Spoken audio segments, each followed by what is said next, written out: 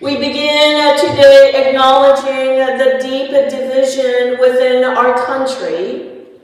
Divisions we see not only in headlines and real people, in our communities, in our neighborhoods, perhaps in our own families, and perhaps within our own selves.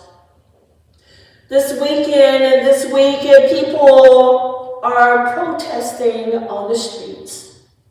Not for attention, but for their neighbors. Not for chaos, but for human dignity. Not out of hatred, but out of concern for how human beings are being treated. Much of this protest has centered on immigration and the fear. It has centered on uncertainty and the inhumane treatment that many are experiencing. As many of you know, or all of you know, I myself is an immigrant. And I do fit the so-called racial profile. And yes, I do feel some type of way. So this is personal. And truly, I would say that unless you're Native American, we are all immigrants to this country. Amen. Some of us just got here a little earlier. But Dr. King stood in a similar moment.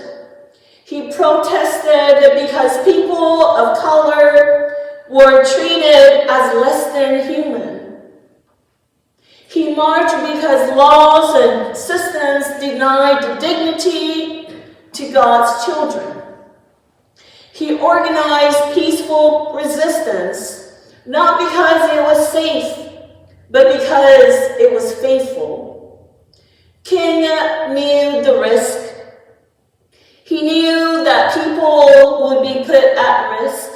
He knew that people would be beaten, would be threatened, and still he believed that there was a cause that was greater than himself, greater than their own safety, a cause that was rooted in love, justice, and the belief that all people belong in what he called a beloved community.